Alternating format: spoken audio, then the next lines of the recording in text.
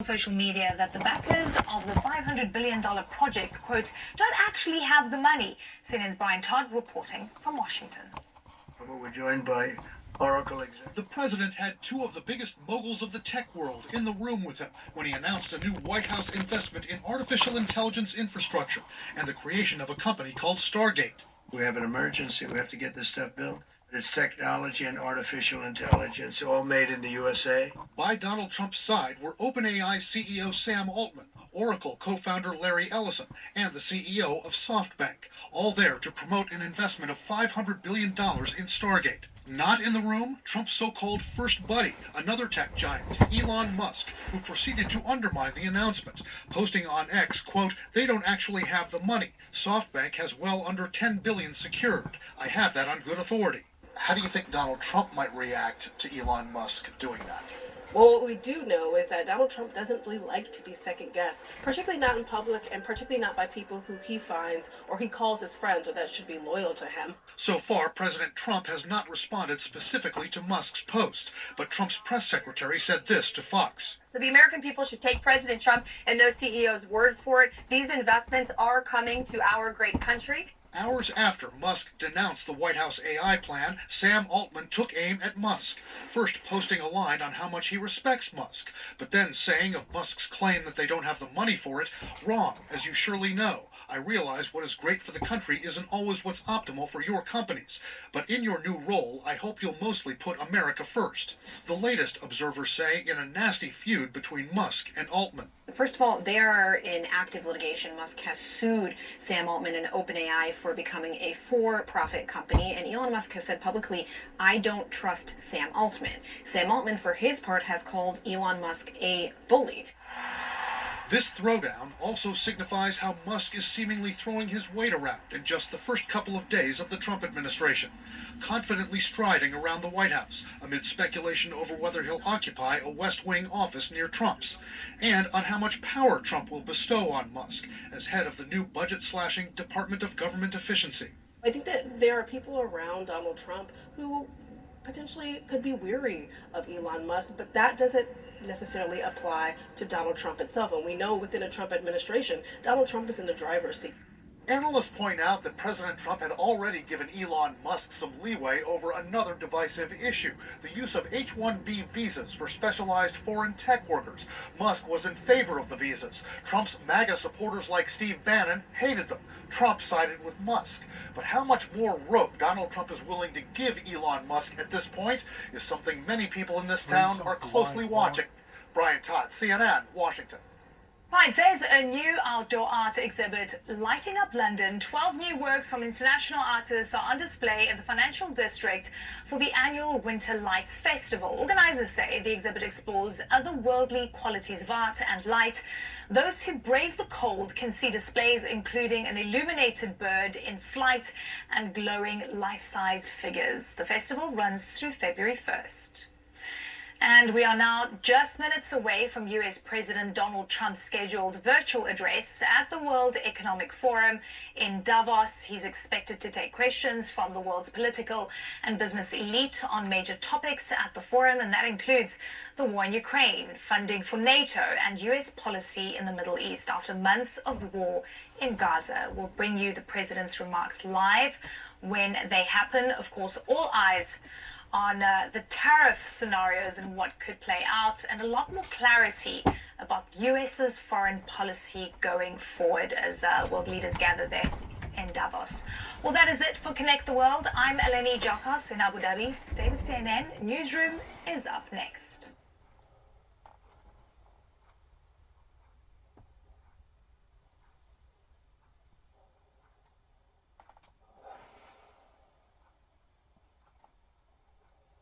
See where this is going to head to.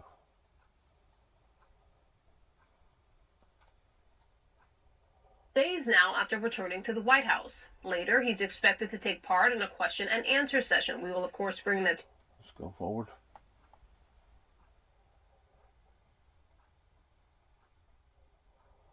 It's just reruns. Hold up. Hold up. Conference. world leaders show up, and there are a lot of speeches given. But basically, this is a network. This is probably the world's highest level business networking conference. I think you're going to see a lot about how great America is as a place for investment. You're going to see a lot of talk about our markets, about our tech lead, about AI. So it's not just going to be geopolitics. Yeah, that's an interesting point. Ron, let me bring you into the conversation because there are areas where the economic policies sort of intersect with geopolitical priorities. You're thinking about, for example, his threats to Russia over the war in Ukraine. What specifically are you watching, Ron? Yeah, I think in one respect, obviously, we're going to see a sharp departure and rupture from what we saw under Biden on the diplomatic side. On the economic side, there's actually, I think, more continuity. I mean, on the diplomatic side, obviously, the last 4 years was Biden attempting to reestablish the idea of the U.S. as the leader of a global coalition. Ron, let me jump in for just a moment. Stand by. Let's listen to President Trump as he is now speaking virtually to this audience in Davos. I took the oath of office and we began the golden age of America. The recent presidential election was won by millions of votes, and all seven swing states. It was a massive mandate from the American people like hasn't been seen in many years. And some of the political pundits, even some of my so-called enemies, said it was the most consequential election victory in 129 years. That's quite nice. What the world has witnessed in the past 72 hours is nothing less than a revolution of common sense. Our country will soon be stronger, wealthier, and more united than ever before, and the entire planet will be more peaceful and prosperous as a result of this incredible momentum and what we're doing and going to do. My administration is acting with unprecedented speed to fix the disasters we've inherited from a totally inept group of people and to solve every single crisis facing our country. This begins with confronting the economic chaos caused by the failed policies of the last administration. Over the past 4 years, our government racked up $8 trillion in wasteful deficit spending and inflicted nation-wrecking energy restrictions, crippling regulations, and hidden taxes like never before. The result is the worst inflation crisis in modern history and sky-high interest rates for our citizens and even throughout the world.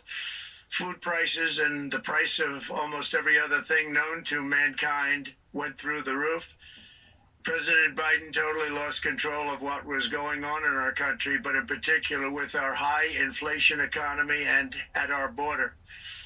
Because of these ruinous policies, total government spending this year is $1.5 trillion higher than was projected to occur when I left office just 4 years ago.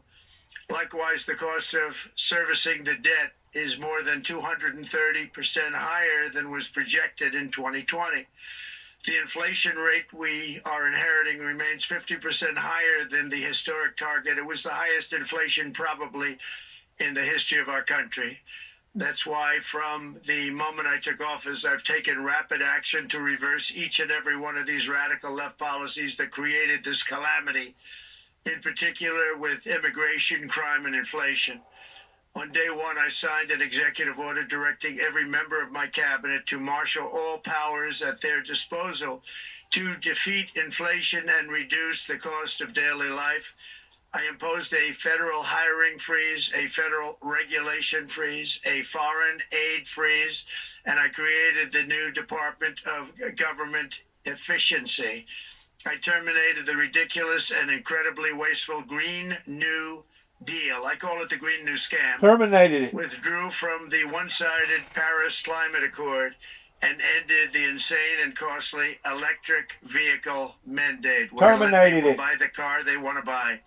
I declared a national energy emergency, and it's so important, national energy emergency to unlock the liquid gold under our feet and pave the way for rapid approvals of new energy infrastructure.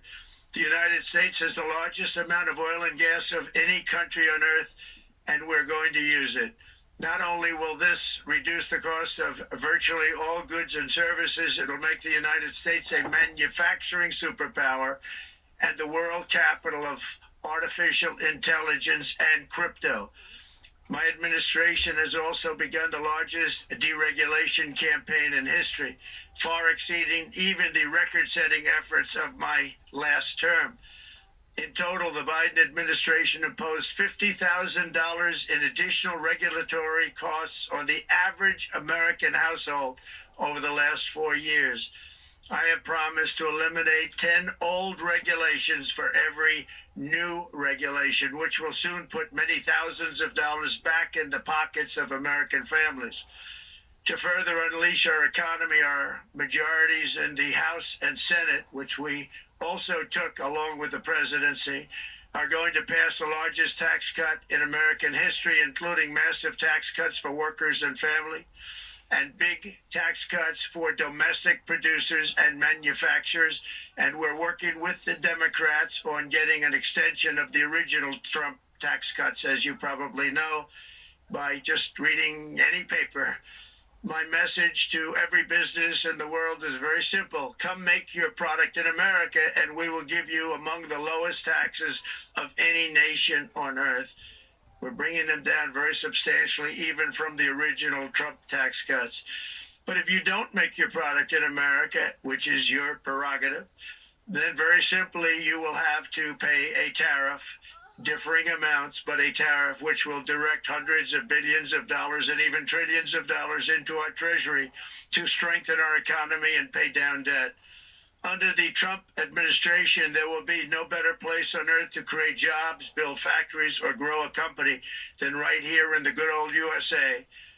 Already Americans' economic, you can see this, I think, maybe even in your wonderful, wonderful room that you're all gathered together, so many of my friends, but Americans, the economic confidence is soaring like we haven't seen in many, many decades, maybe not at all. Upon my election, it was just announced that small business optimism skyrocketed by 41 points in a single month. That's the highest ever. There's never been anything like that.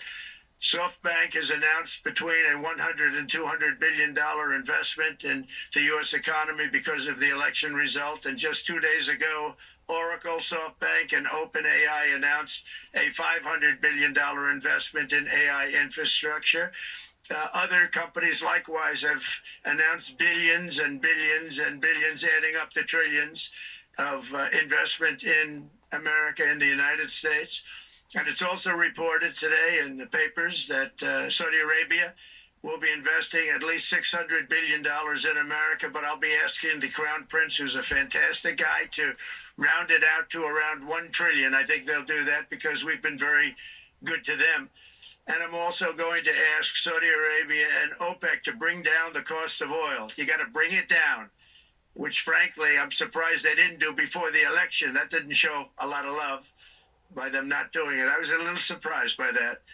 If the price came down, the Russia-Ukraine war would end immediately. Right now, the price is high enough that that war will continue. You got to bring down the oil price. You got to end that war. They should have done it long ago. They're very responsible, actually, to a certain extent, for what's taking place. Millions of lives are being lost. With oil prices going down, I'll demand that interest rates drop immediately, and likewise, they should be dropping all over the world. Interest rates should follow us. All over, the progress that you're seeing is happening because of our historic victory in a recent presidential election, one that has become quite well known throughout the world. I think a lot of things are happening to a lot of countries. They say that there's light shining all over the world since the election, and even countries that we aren't particularly friendly with are happy because they understand what there is a future and how great the future will be. Under our leadership, America is back and open for business. And this week, I'm also taking swift action to stop the invasion at our southern border. They allowed people to come in at levels that nobody's ever seen before. It was ridiculous. I decided and declared to do, and very, very importantly, a national emergency on our border, immediately halted all entry of illegal border crossers, of which there were many, and began promptly returning the illegal trespassers back to the place from which they came. That action, as you've probably seen, has already started very strongly. I've deployed active duty U.S. military and National Guard troops to the border to assist in repelling the invasion. It was really an invasion. We will not allow our territory to be violated. After 4 long years, the United States is strong and sovereign and a beautiful nation once again. It's a strong, sovereign nation. In addition, I'm pleased to report that America is also a free nation once again.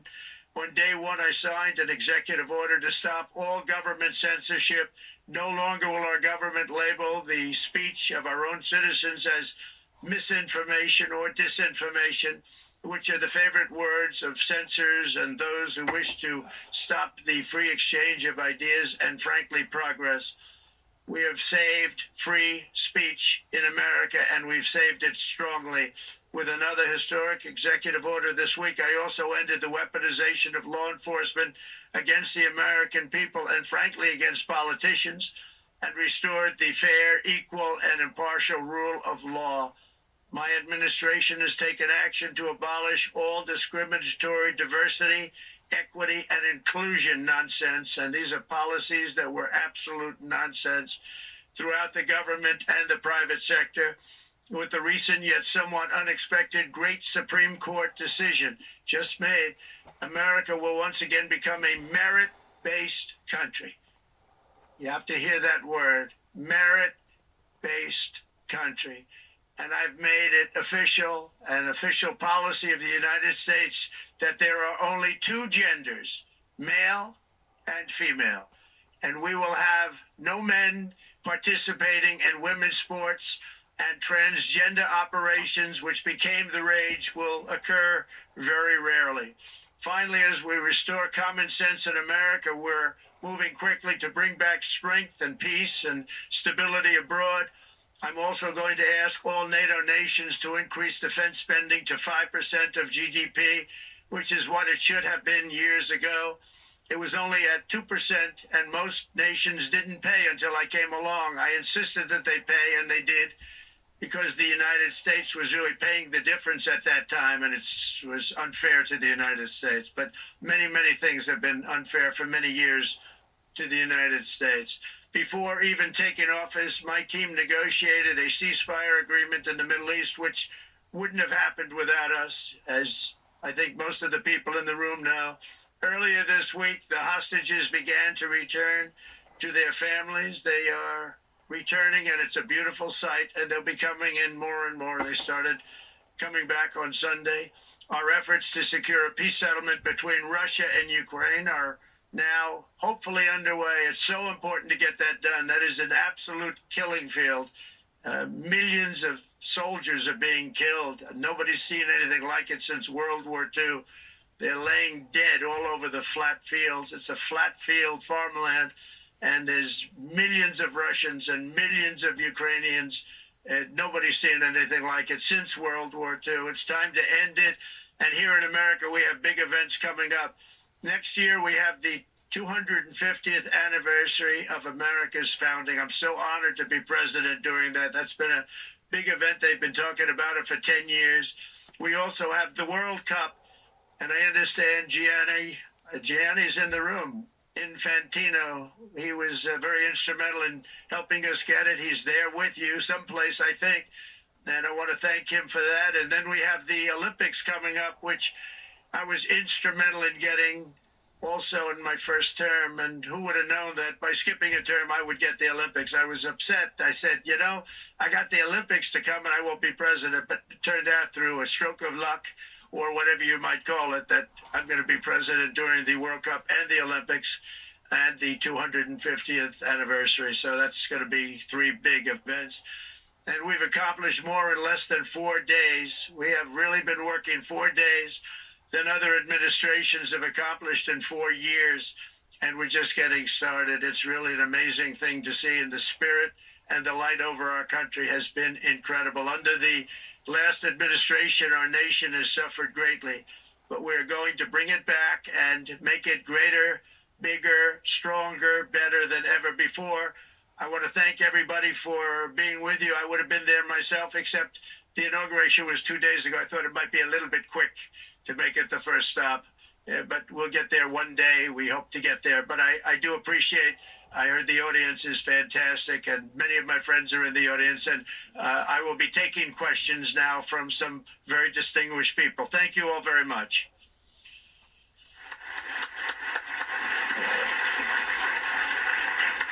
Thank you very much, Mr. President, for that very powerful speech. And I think you could hear the applause all the way from Davos to the White House. But next year it will be even better, because then you can get the applause here in Davos. So we wish you welcome to our village next year. We hope to see you. Thank you very much. So we also know, Mr. President, that you open up for interaction here. We have a great panel with some of the most distinguished business people in the world. Let me start with someone that you know really well, that I think is almost a neighbor of you in in Florida. Mr. Steve Schwarzman, Chairman, CEO, and co-founder of Blackstone Group. So, Steve, floor is yours. Well, Mr. President, I'm sure the Crown Prince of Saudi Arabia will be really glad you gave this speech today.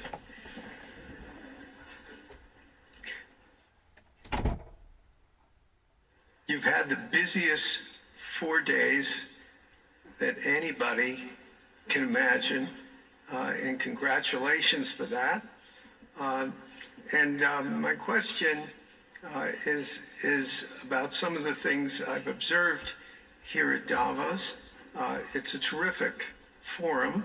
I've met lots of people, as usual. I think I've been here 30 years. And a lot of the European business people have expressed enormous frustration with the regulatory regime in the EU. And they attribute slower growth rates here because of the numerous factors, but especially because of regulations. And you've taken a completely different approach in this area. And if you could explain the theory of what you're doing, how you're going to do it, and what you expect the outcome to be, I'd appreciate it. Well, thank you very much, and congratulations, Steve. You're a friend of mine, but on a great career. You have had an amazing career, and it continues. I just want to congratulate you. Very inspirational to a lot of people. I want to talk about the EU, because you mentioned specifically that I've also had a lot of friends and leaders of countries. I've gotten to know them all my first term and a little bit during this period of 4 years, and know them well, like them a lot, but they're very frustrated because of the time everything seems to take to get approved, environmental impact statements for things that you shouldn't even have to do that, and many, many other ways that it takes. And I'm going to give you a quick little example. In the private life, my beautiful private life, before I had all these things happening, the world is a little different. I had a nice, simple life. You knew that. But when I had that simple life, I did projects. And I had a big project in Ireland. And it had to get approval on something that would have made it even better. And I got the approval from Ireland in a period of a week. And it was a very, very efficient, good approval. And they informed me, though, the problem is you're going to have to get it from the EU, and we think that'll take 5 to 6 years. And they said, you have to be kidding. And this was before politics. And I said, wait a minute, it's not that important. I don't want to go 5 or 6 years, but it would have been a big investment. It would have been nice, and it would have been good for the project. And I sent the people to the EU to see if they could speed it up, and basically it was a 5 or 6 year wait just to get a simple approval that Ireland gave me in a period of literally not much more than a week. And I realized right then, that was the first time I really was involved with the EU, but I realized right then that's a problem, and I didn't even bother applying to do it. Or if I did, I pulled it very quickly. I have to be very accurate, because I don't want to be criticized. He did apply, actually. No, I want to be very accurate. So I don't think I did, but if I did, I pulled it very quickly. It was just something you couldn't wait 5 years or 6 years to get an approval. So a lot of, in a very big business sense, a lot of people are claiming that's the problem. From the standpoint of America, the EU treats us very, very unfairly, very badly. They have a large tax that we know about, and a VAT tax, and it's a very substantial one. They don't take essentially don't take our farm products, and they don't take our cars, yet they send cars to us by the millions. They put tariffs on things that we want to do. Like, for instance, I think they actually, in terms of, these are non-economic or non-monetary tariffs, and those are very bad, and they make it very difficult to bring products into Europe, and yet they expect to be selling, and they do sell their products in the United States. So we have, hundreds of billions of dollars of deficits with the EU, and nobody's happy with it, and we're going to do something about it, but nobody's happy with it. So I think the EU has to speed up their process.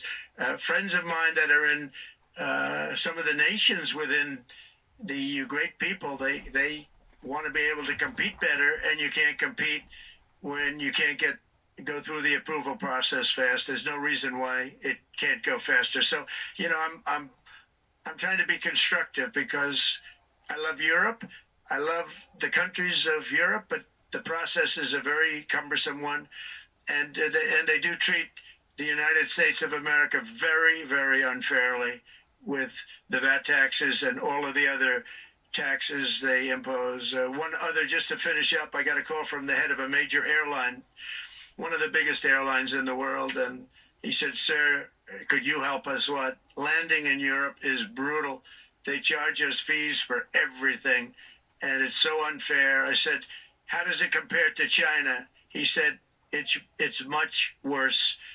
And the other thing, as you know, they took court cases with Apple, and they supposedly won a case that most people didn't think was much of a case. They won 15 or 16 billion from Apple. They won billions from Google. I think they're after Facebook for billions and billions. These are American companies, whether you like them or not. They're American companies, and they shouldn't be doing that. And that's, as far as I'm concerned, it's a form of taxation. So we have some very big complaints with the EU. Thank you. Thank you very much, Mr. President. We'll now go to one of your friends in the EU, Patrick Pouyanné. He's the chairman CEO of Total Energies. I guess you have a question ready, Patrick, for the president. Mr. President, as we understand, energy is at the top of your agenda, and it's an honor for me to represent the energy industry tonight. In this panel, Total Energies is indeed the fourth largest oil and gas and electricity company in the world. I will not ask you a question about the oil price. It's quite clear what you expect from us.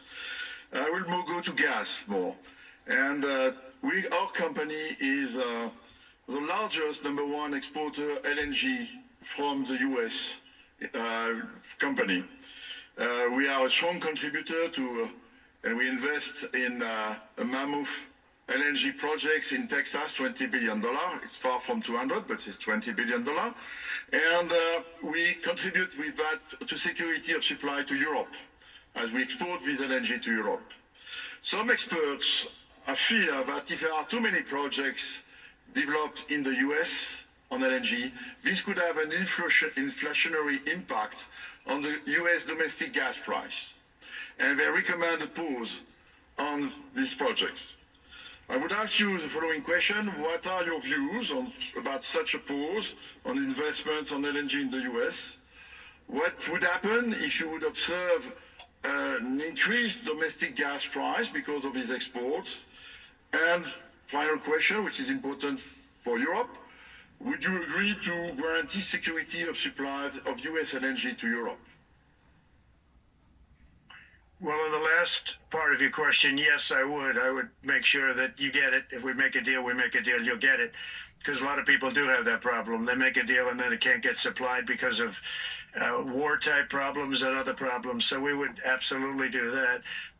LNG is very interesting because when I took office for the first term, one of the first things I looked at was there were two very massive plants in Louisiana, a state that has been very good to me, won it by many, many points. And I felt strongly indebted to it, actually. And they said there are two plants that have been under environmental consideration for more than 10 years.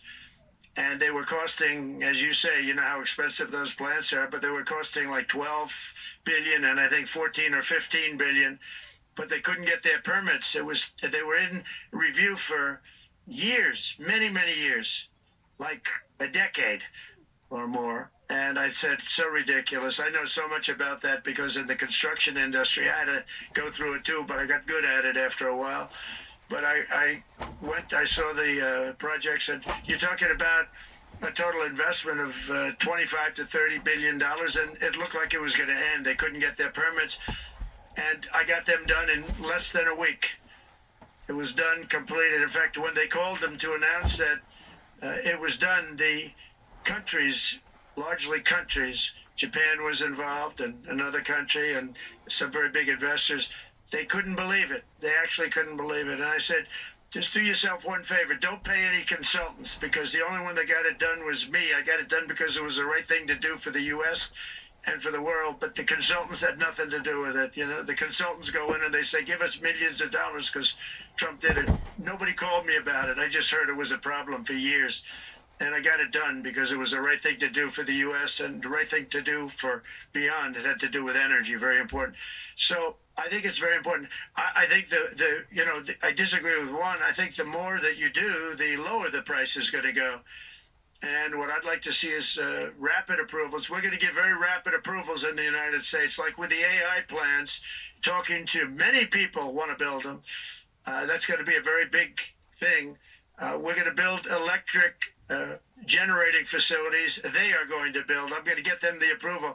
Under emergency declaration, I can get the approvals done myself without having to go through years of waiting. And the big problem is we need double the energy we currently have in the United States. Can you imagine?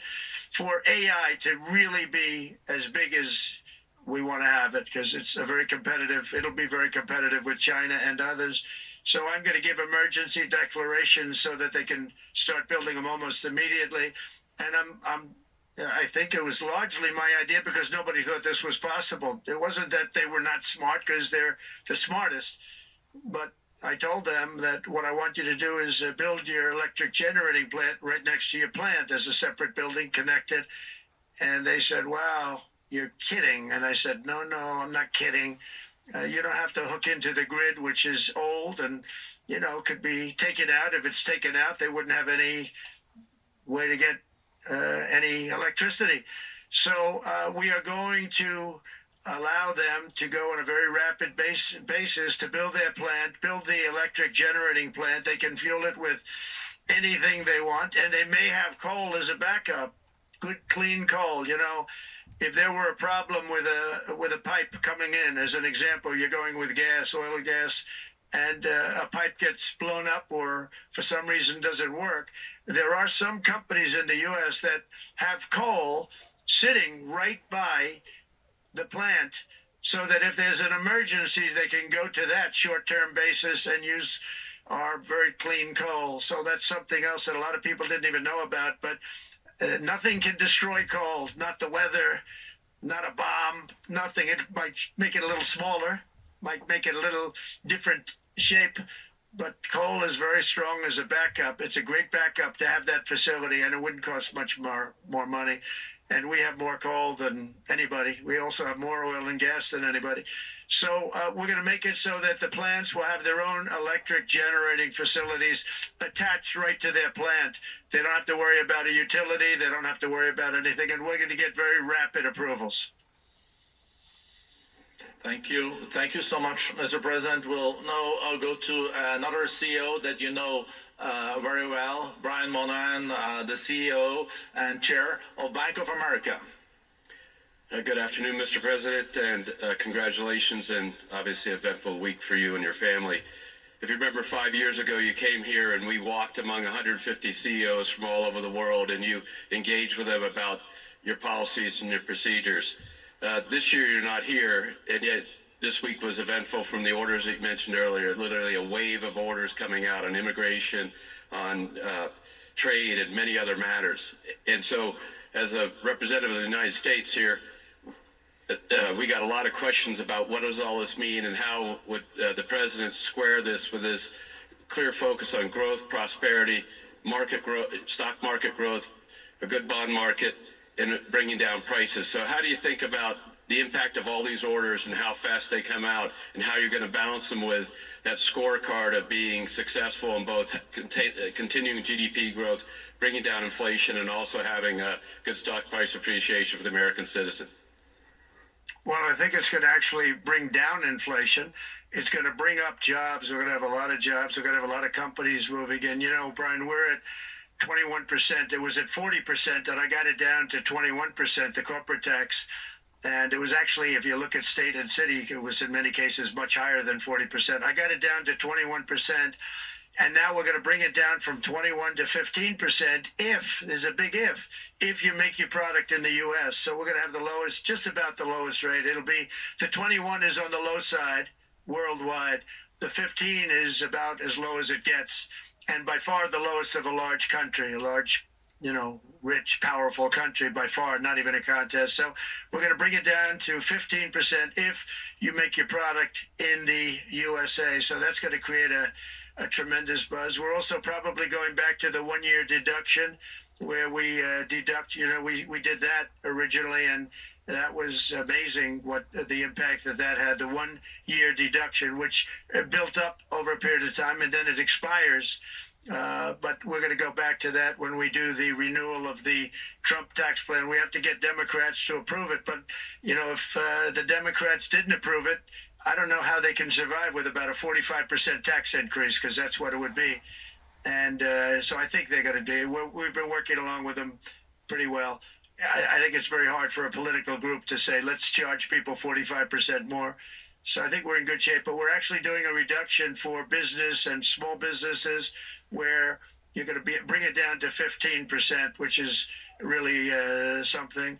And by the way, speaking of you, and you've done a fantastic job, but I hope you start opening your bank to conservatives, because many conservatives complain that the banks are not allowing them to do business within the bank, and that included a place called Bank of America. They don't take conservative business. And I don't know if the regulators mandated that because of Biden or what, but you and Jamie and everybody, I hope you're going to open your banks to conservatives, because what you're doing is wrong. Mr. President, I'll say that your friend Gianni said hello, told me to tell you hello, and we look forward to sponsoring the World Cup when it comes, both this summer for the club and next year. So thank you for getting that for the United States. Thank you very much, Brian. Thank you, Mr. President. We'll now go to Anna Butin. She's the executive chairman of Banco Santander, one of the big European banks, and also in the U.S. So, Anna. Mr. President, congratulations on a historic victory. I believe you don't know me as well as my fellow panelists, so a few words. Santander is one of the largest banks in the world by number of customers, 170 million. That's more than my friend Brian or my friend Jamie have. And those... They fixed the regulation. That's coming. That was cheeky.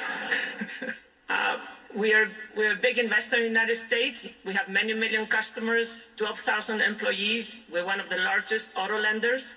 And we recently launched a fully digital bank called Open Bank.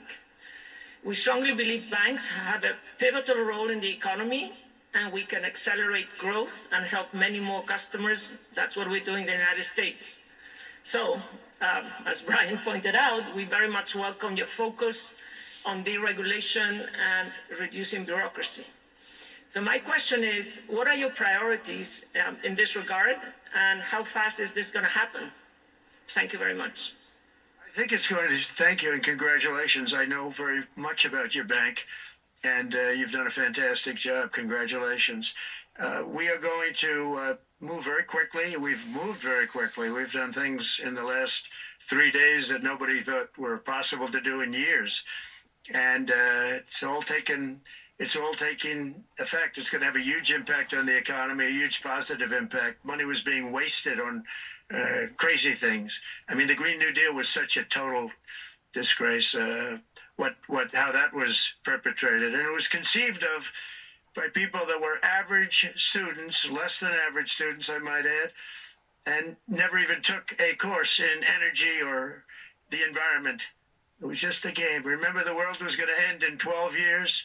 Remember that? Well, the 12 years has come and gone. It was going to end. It was going to all foam into earth.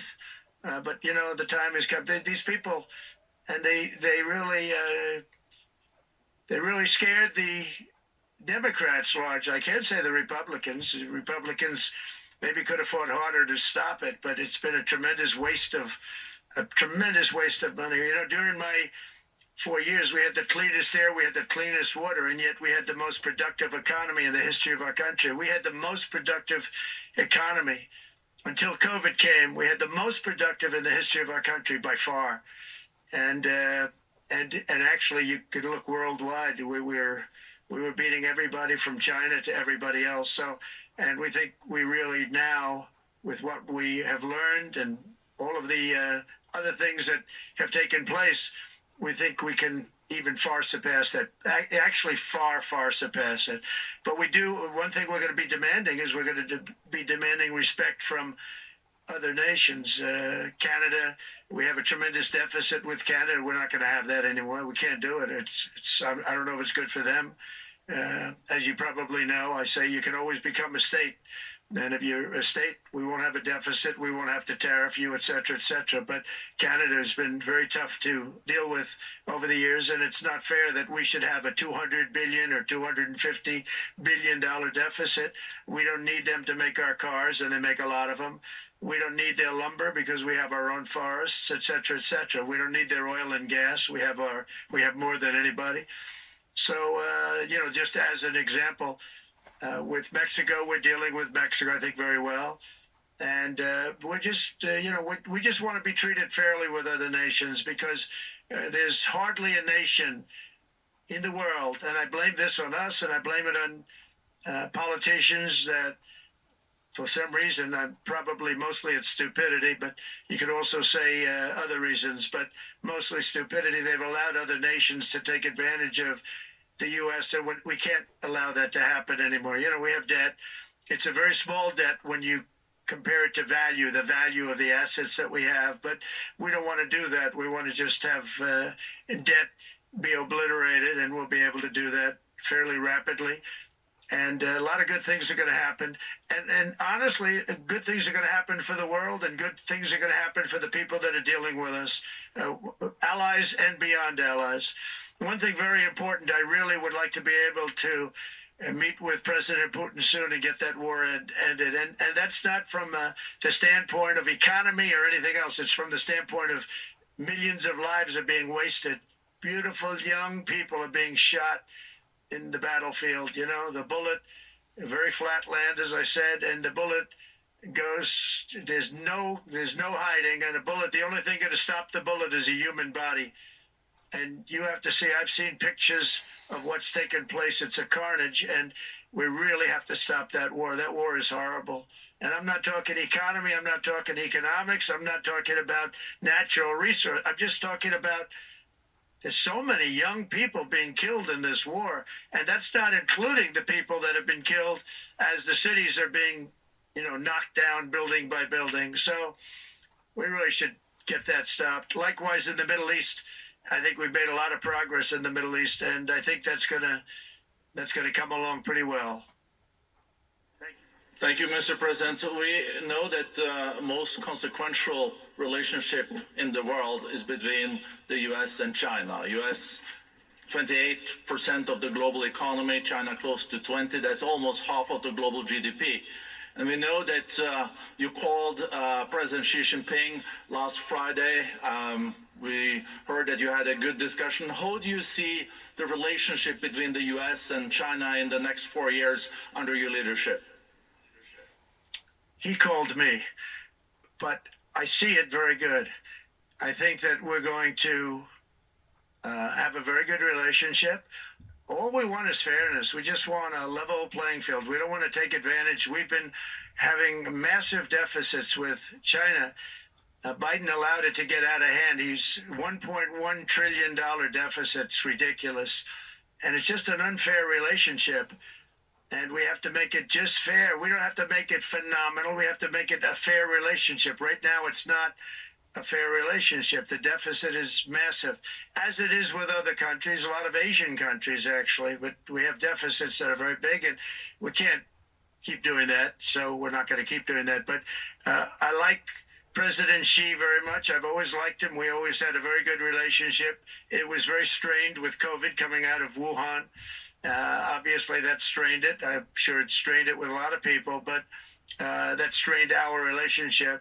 But we always had a great relationship, I would say, and we look forward to doing very well with China and getting along with China. Hopefully, China can help us stop the war with, in particular, Russia, Ukraine. And they have a great deal of power over that situation. And we'll work with them. And I mentioned that with during our phone conversation with President Xi. And hopefully we could work together and get that stopped. We'd like to see denuclearization. In fact, with President Putin, prior to an election result, which was frankly ridiculous, we were talking about denuclearization of our two countries, and China would have come along. China has a much smaller, right now, nuclear armament than us, or field than us, but they're going to be catching it at some point over the next 4 or 5 years. And I will tell you that President Putin really liked the idea of cutting way back on nuclear. And I think the rest of the world, we would have gotten them to follow. And China would have come along too. China also liked it. Tremendous amounts of money are being spent on nuclear. And the destructive capability is something that we don't even want to talk about today because you don't want to hear it. It's too depressing. So we want to see if we can denuclearize, and I think that's very possible. And I can tell you that President Putin wanted to do it. He and I wanted to do it. We had a good conversation with China. They would have been involved, and that would have been an unbelievable thing for the planet. Mr. President, when you're back here in Davos next year, will there be then a peace agreement with Ukraine and Russia by then? Well, you're going to have to ask Russia. Ukraine is ready to make a deal. Just so you understand, this is a war that should have never started. If I were president, it would never have started. This is a war that should have never, ever been started. And it wasn't started during there was never even talk about it. I knew that it was the apple of President Putin's eye, but I also knew that there was no way he was going in, and he wasn't going to go in.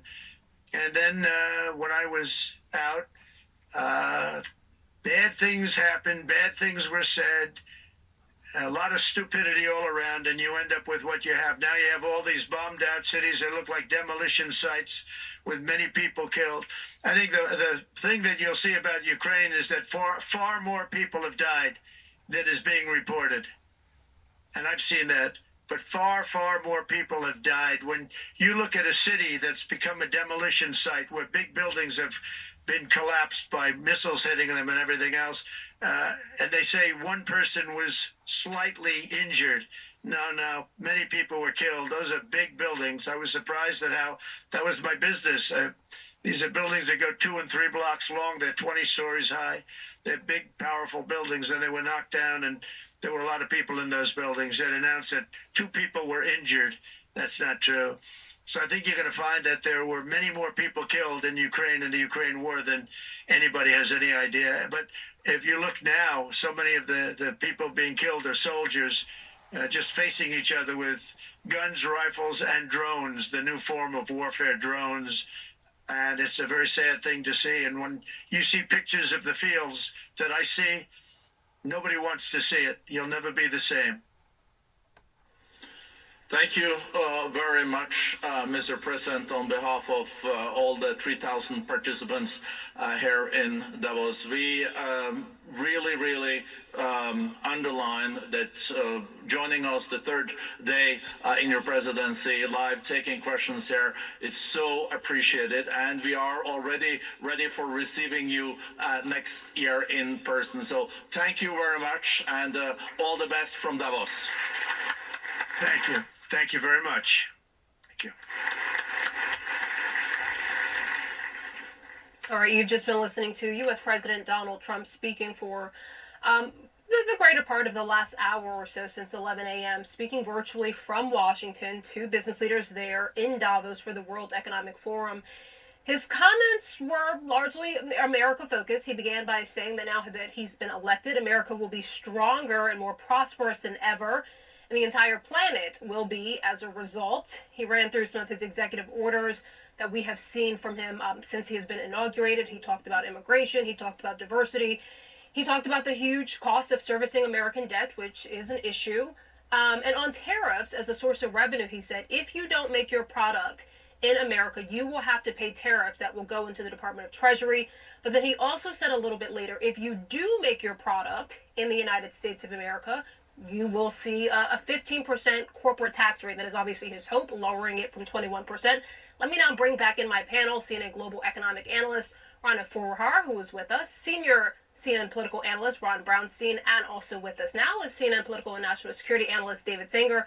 Great to have you both. Rana, let me just start with you as I end there on some of his talks about changing the corporate tax rate. A bit of a carrot and stick approach there when it comes to tariffs. Before we heard from the president, you said you expected to hear perhaps a lot of bluster. How much of that was bluster and how much of that was real substance from what you heard?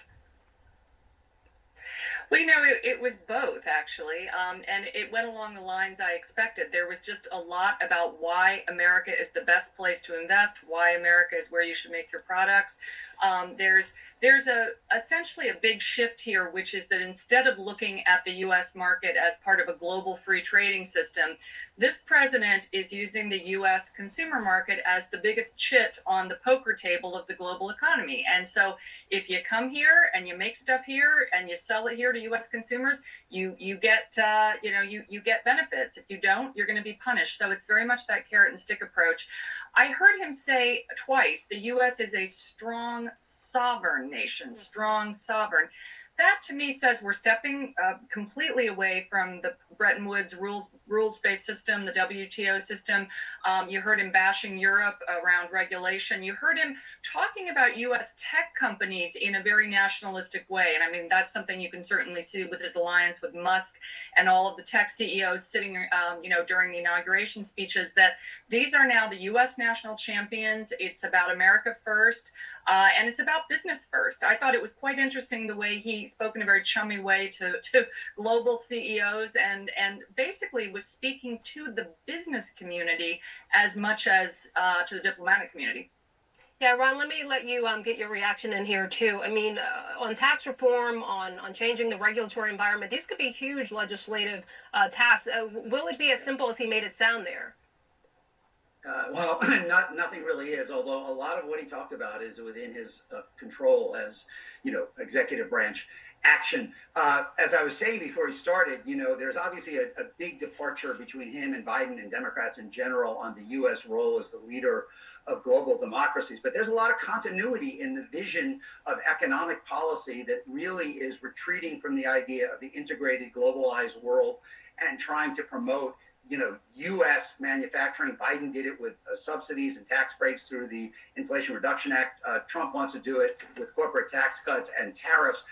But above all, I really thought that the message here was, as in his first term, this is a fundamentally transactional presidency. He basically will support and provide benefits to groups at home and countries abroad that support his agenda and look to punish those who do not. I mean, the return on investment for all those tech giants who were in his first row of his inaugural and put all that money into the inauguration, immediately attacking the EU regulation and procedures on their behalf. Meanwhile, attacking Bank of America to their face and basically sending a message to them. Same thing with countries, right? I mean, no real differentiation between traditional allies and adversaries, pressuring NATO, pressuring Canada, pressuring Mexico, insisting that he can make a deal with Russia and China. It really is all transactional. Yeah, David, last word here because unfortunately we're running out of time. But what stood out to you in terms of what we heard and what we didn't hear? I mean, we did hear a little bit on China toward the end. We did hear a little bit on Ukraine toward the end. We didn't hear anything about Denmark as far as what I heard. We didn't hear anything about Greenland. I mean, what did you hear? Well, first of all, on China, a few things. First, what he didn't mention, he never mentioned Taiwan.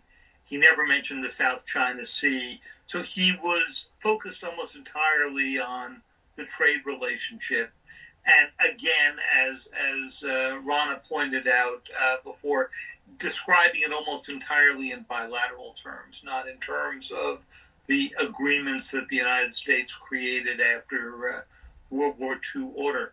He made the case that he was up for denuclearization, when in fact what I think he meant was reducing nuclear arms, and seemed to argue China was willing to go along with that. They have never indicated one time that they were willing to engage in arms limitation talks. So that struck me. And of course, saying to Canada, you want to solve the tariff problem? Just join us as a 51st state. Yeah, he said something along the lines of, you could always just become a state.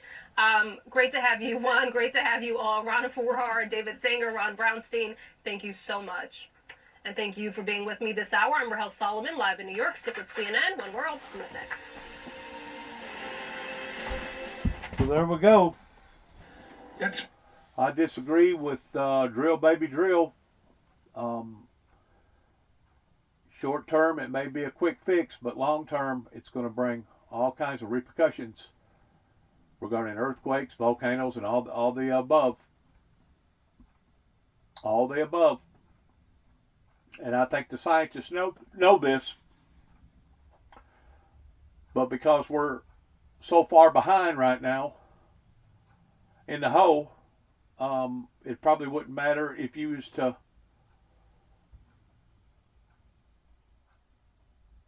bring Jesus Christ himself down here and warn the people about what was fixing to happen if you continue to keep on the same path that you're on, and because monetary money looks more predominant than the future of our children and our children's children, they're going to stay on the same path, which is very, very bad. I can't express and explain how bad it is. Only thing I can say is may God have mercy on all of us, because it's obvious what's going on here. Like I said, from an economical standpoint, monetarily, it'll probably be a great thing on the front end, but then later you're going to see that it ain't such a great thing, especially with dealing with the Saudi government over there that you can't trust. I wouldn't trust them as far as I could pick them up and throw them.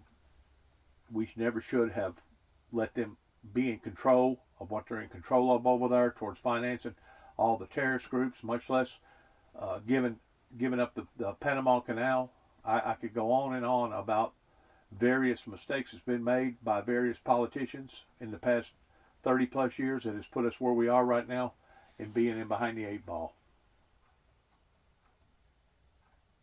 Being in behind the eight ball. Not a little, but a lot. A whole lot. More so than what I've ever seen before. I mean, we're more in debt right now than what we was during World War II.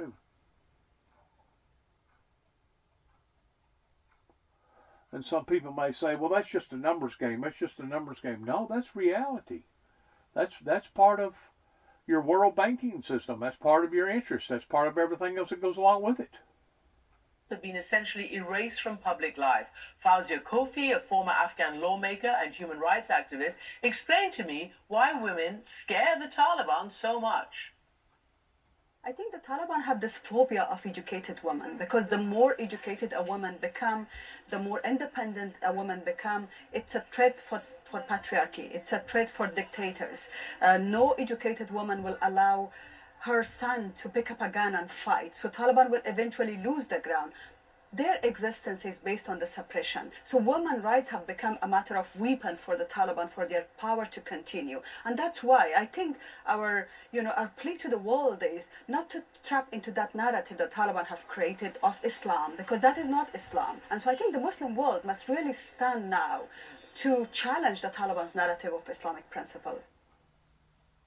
And of course, it's the young girls who are affected the most, going by the name of Behishta for her own safety. Here's what one Afghan teen prevented from going to school told me almost 2 years ago.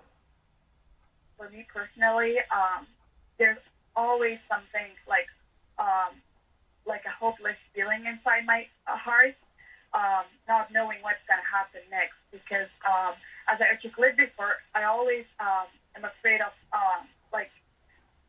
darkness that is going to be happening for my future, not only for me, but also for the next generation. You know, girls and women are always left behind, and they are, not on the, their rights are always taken, and they don't have the right to participation. They're not heard. And I'm always hopeless seeing all this happening to us. And most heartbreaking part is maybe our voice are, we speak up, but no one is hearing that, and no certain actions are taken. So considering all these things really give us an uncertain and hopeless feeling. And the persecution continues. One of the latest decrees from the Taliban says that new buildings cannot be constructed with windows through which women could be seen. It really does beg a belief. Now, it goes back to the old Persian Empire, where the men was bullies. Even whenever Jesus was with us talking in the flesh, towards how that they want to dominate their women and basically use them as slaves or treat them like horses or cattle, that to this day they're still doing it. It's evil, it's demonic, and we should never trust the Middle East, period, especially the Saudis.